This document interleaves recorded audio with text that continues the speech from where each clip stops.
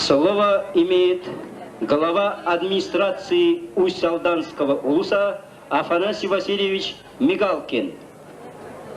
Күнді таптыр жоном, ехеге атын Усть-Алдаттар атырыттан дытықтабыллар өрдеттерге орой ванна айқал болуқтын. Орой! Айқал ген қағатыр. Орой! Орой! Орой! Разрешите от имени администрации и жителей Усть-Алданского улуса поздравить вас с открытием первых спортивных игр народов Республики Саха. Мы горячо и сердечно приветствуем представителей со всех городов и улусов и республики на овеянной легендами Усть-Алданской земле. На земле Алласа Тоян Мюри.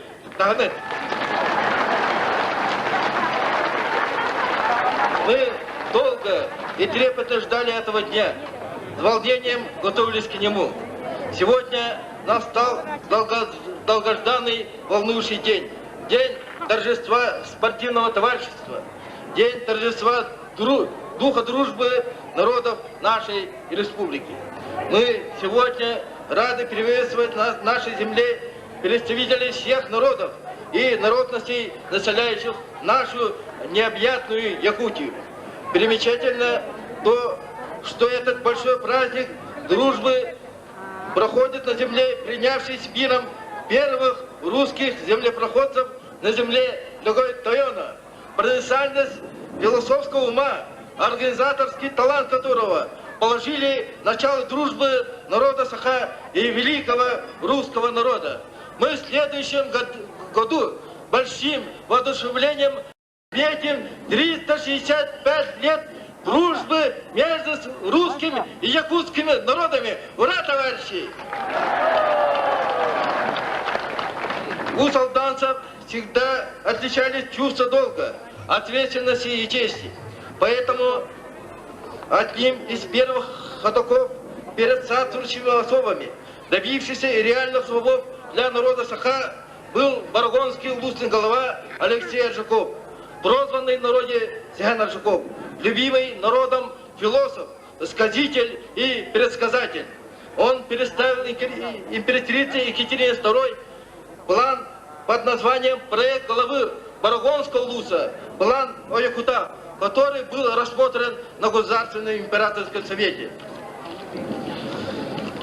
в результате которых были открыты школы, первая школа на якутском языке, были первые закреплены земли под якутским народом. Зачинателем идеи самоуправления обширных северных края тоже был наш земляк, баргонского улусного голова Иван Емельянович Мигалкин. Он добился у царского правительства разрешения организовать Степную Думу, первого органа самоуправления Якутского края. Организатором и избранным руководителем тоже был он. Первым якутским писателем, первым организатором библиотеки, первым организатором музея, первым организатором газеты на якутском языке. Первым зачинателем национально-освободительного движения, лидером национальной интеллигенции конца 19-го и начала 20 века был тоже наш земляк, голова Дюбщинского улуса Василий Васильевич Никифоров.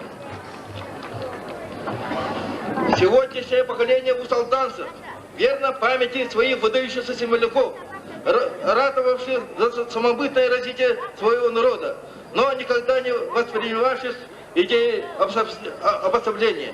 Свидетельством тому может служить организованный первой нашей республики музей дружбы, который посетили вчера большинство из участников соревнований.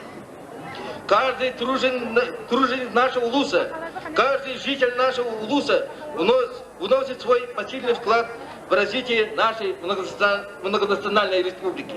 Мы за сильную независимую Россию, за Россию сильную своими регионами, равноправное, свободное развитие, которое гарантировано Конституцией Российской Федерации.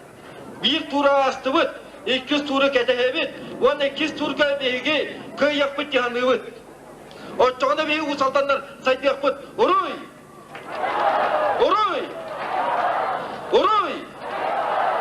наш улус издревле славится своими легендарными спортсменами. Наш улус, прародитель, родил первого абсолютного чемпиона по всем видам спорта. И Республика Саха, кимден это? Барахататут, раз, два, три, Бет Хара. Поэтому мы сегодня гордостью можем констатировать,